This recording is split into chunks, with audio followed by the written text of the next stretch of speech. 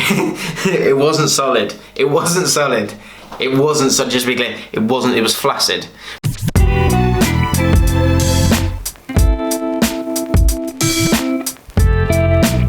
Right, hello everybody, welcome back to the James Lawrence Allcott channel. Now, in the last video I did, which was my wildcard pick video, which I still of course haven't picked my wildcard because the Premier League comes back next week. So if you want to check out that video, make sure you do. I'll put a card up right now. But in that video, I was celebrating 10K. We've hit 10K, and I mean we, because literally doesn't happen unless you feel like I'm doing something good and jump on board and subscribe and say thank you for everyone who has. You are JLA OGs, you always will be. And for anyone who wants to get involved, then hit that subscribe button now, because I've got some really exciting videos coming up on the channel. A collab I did with Chris Pajak from the Redmen TV for the Process series, so that's going to be coming up on the channel soon. So if you want to subscribe, then great, but let's not mess about. I asked you guys in that video to give me some questions. I also asked you on Twitter if there were any questions. I thought I'd do a celebratory 10K Q&A where I can offer up a bit more insight into me as a person, so you can get to know me a little bit better. So it's going to be quite simple. I'm going to go through the YouTube video, then the Twitter questions, and I'm going to answer a few for you. Let's do it. Right, first question, we're not messing about, straight into the personal stuff. Dave the Dude 123 asks, how did you meet your wife? Yeah, it wasn't overly romantic, actually. So I met her in a nightclub. Weirdly, we actually grew up like 25 minutes away from each other, but we actually met in a nightclub called Proud, not a gay nightclub. It's a nightclub in North London. And I was having a wicked night, and I was on a bit of a run, I'll be honest with you. I was sort of chatting up the ladies, and the confidence was high, right? And so I saw this girl and I thought, yeah, she's a bit of me. So I went over and I tried to chat her up, and she wasn't keen. Basically because I had shorter hair then, and she thought I first was gay, and then secondly that I was sort of like a Russian chav. Sorry to any Russian people who get offended by that, but those are her words, not mine. I then went off and sort of carried on with the evening. I was mucking about with my mate, and we were doing these novelty moves, one of which was this invisible skipping rope, which if you need that, if you're having a crap night out, it's always a good one. You sort of, you and your mate pretend that you've got both ends of the skipping rope, you start going like that, people jump in and it gets people involved, and so I did that, and she thought, oh, he's harmless. So then when I tried it on again, which is not something that I do often actually, I don't think I'd ever done that before. I think with my confidence being as fragile as it was, normally if I get a no, that's it, I'd leave it. But I went for it again, and thank God I did, because she's an amazing woman and I love her very much. So what are the lessons from that? Alcohol works in terms of confidence. Never give up on something you want, but try to do it in a harmless way, not in a rapey way. You're welcome. Right. Jesus. Mike Potter is asking, how did you get involved with YouTube, brackets, being a part of Bull Street, etc. So there's a few questions like this, and you're asking how I got into it. Also, actually, Ben Fatula asks, is YouTube Bull Street your only job, or do you have another job outside of this?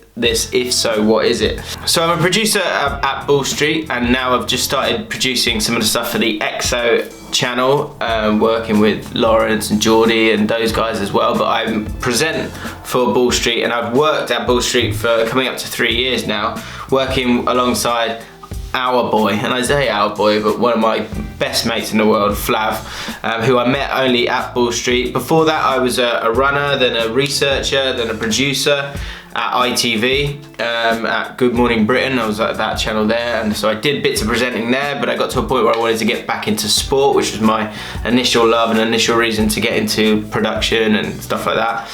But by the time I left that job at Good Morning Britain, online opportunities were starting to arise, and I had to wait quite a while, and there were a couple of chats with different people, but then bizarrely, there's a guy called Jim Daly, you might know from his songs, his comedy football songs.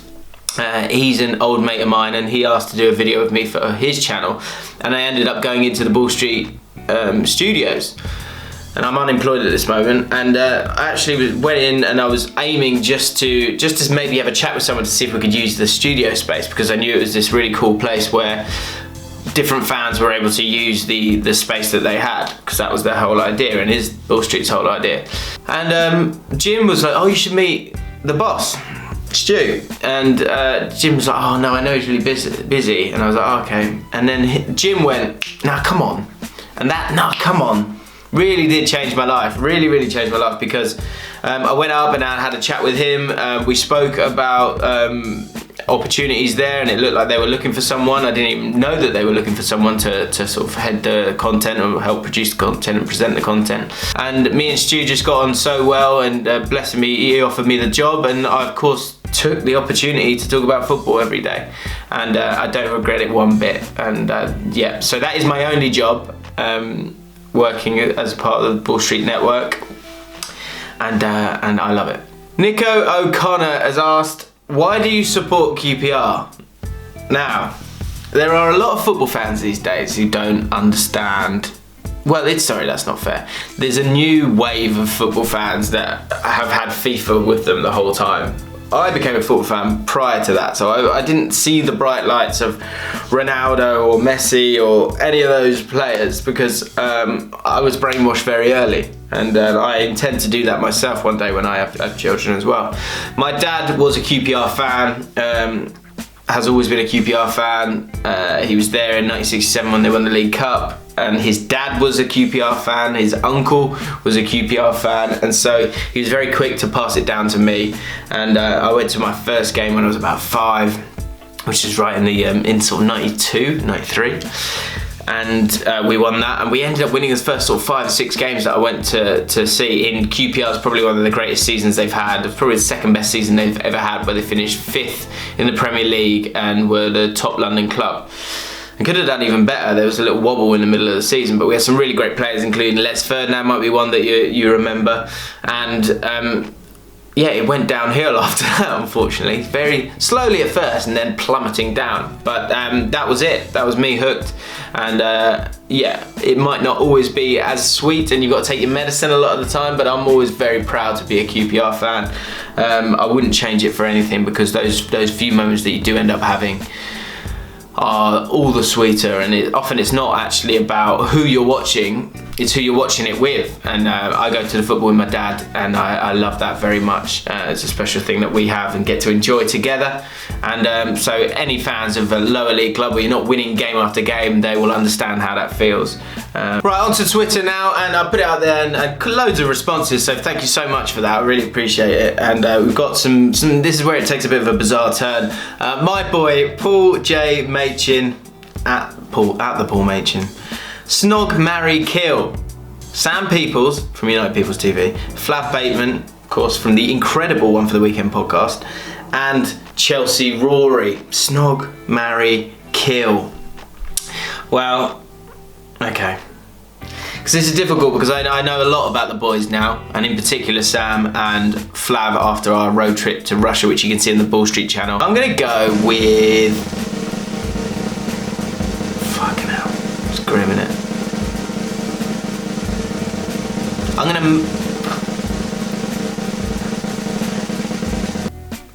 to... Rory's Chelsea scum. So... although I love all three, he will have to. I get to get rid of not only a Chelsea fan, but also a Chelsea channel by killing him. So I'm going to kill Chelsea Rory. Sorry, mate. I really don't want to say, which is a shame, because of the three, if I have to snog one of you, it probably would be Rory. I've got to snog one of these two, have I? Snog Sam Peoples?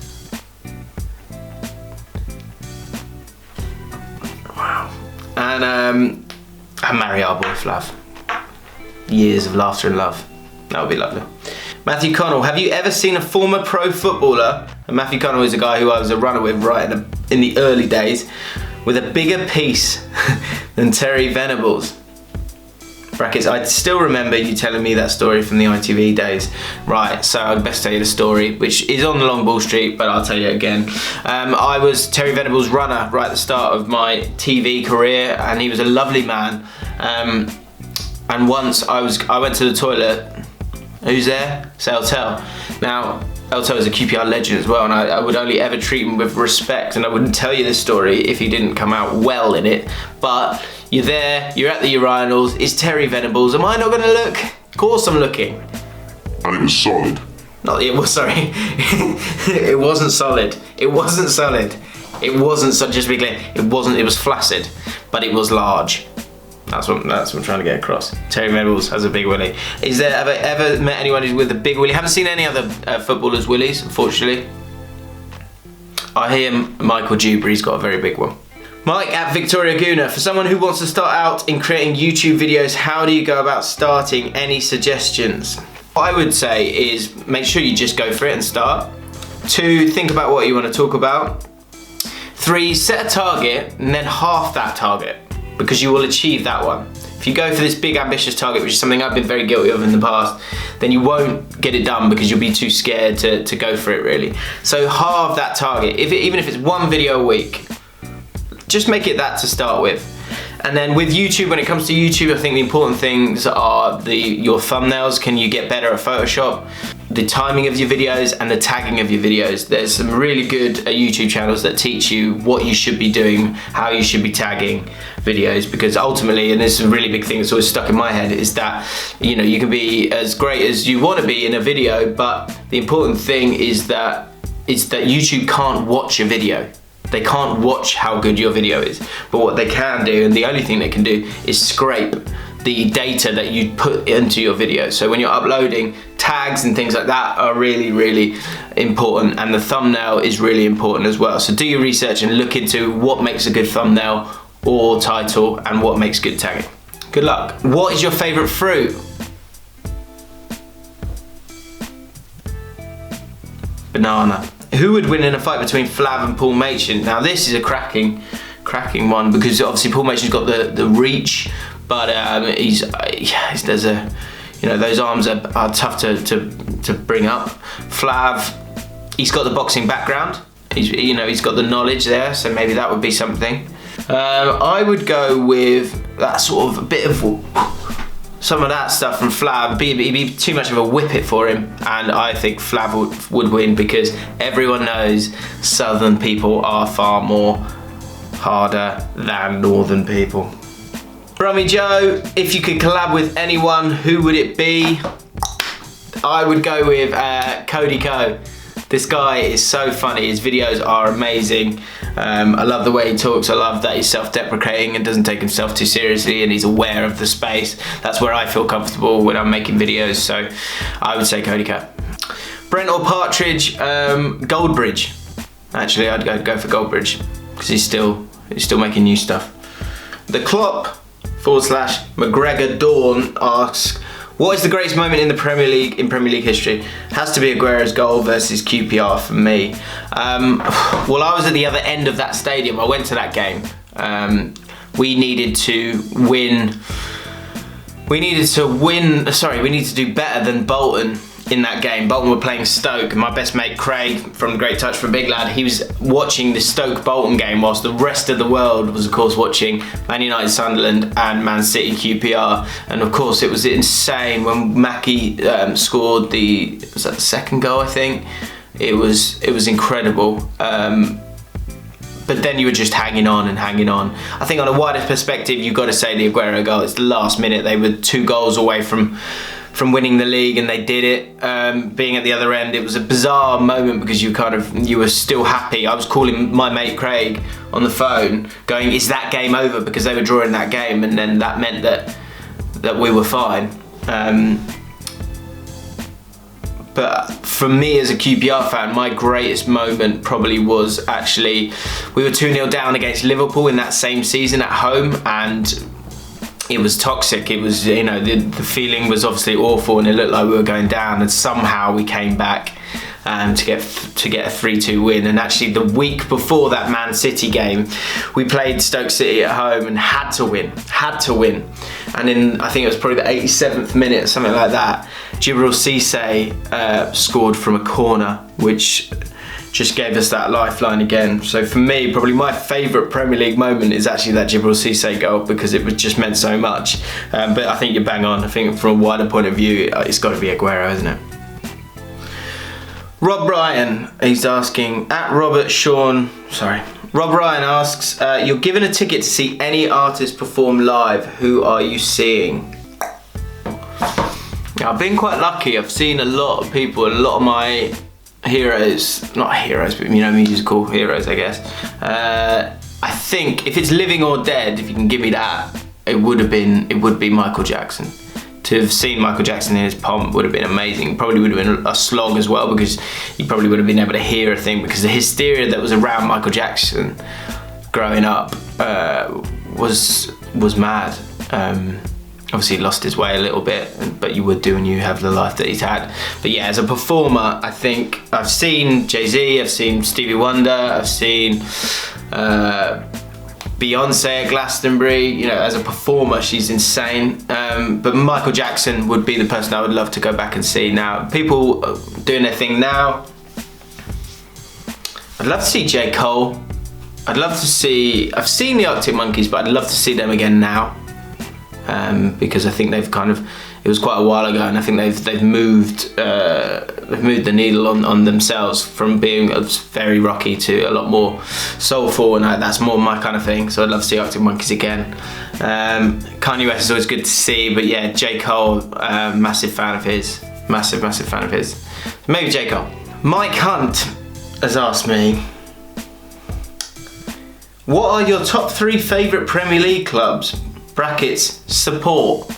Now, Mike, I don't support a Premier League team. I support QPR. You can't have a wife and a mistress. I mean, you can, but it makes your life a lot tenser. It's better off just to have a great wife. And I have a wife. She's not always great, but she's my wife and I love her, and that's QPR, okay? I don't support any Premier League teams. Do you know what? I weirdly quite like Brighton, no real reason. I like the way that they've done it. It shows, it's quite inspiring that QPR could maybe do a similar thing in time. So I like Brighton, I like Chris Hughton, like what he's done there. I've always had a bit of a soft spot for Newcastle, I must say. I always want them to do well, because they have been through a lot. I know they're a big team and people will say, well, there's teams that have been a lot worse off, but they are a huge team, and their fans still it still resonates with me what they're like and what they stand for. So I'd love to see them win a trophy. I would. I did get swept up a bit last year with the Liverpool thing. I think they've got a lot of good pieces of what you would want a romantic footballing club or footballing story to be. And Jurgen Klopp, I'm a massive fan of. I think he's great. With the players that they brought in, I wouldn't mind seeing them win the league this year. If I had to pick a team out of the top 6, I'd probably say Spurs, just because for Flav, I would love to see Flav get to win the Premier League, but he'd also be insufferable. So, but otherwise, if Flav didn't exist, I probably would be fine with Liverpool at this moment in time going on and winning it. So there you have it. I think I've answered a good few questions there, but we can do this again. If you've enjoyed this, if you think I should do this again, then click the like button and subscribe, and that way I will know. Thank you so much. If you watched up until now, then yeah, as I say, hit that subscribe button, because there's loads of cool content coming on the channel soon. Massive thank you for everyone who subscribed so far. As I said at the start of the video, let me know your thoughts in the comments below with some of the random shit I probably just said, and I'll see you very, very soon.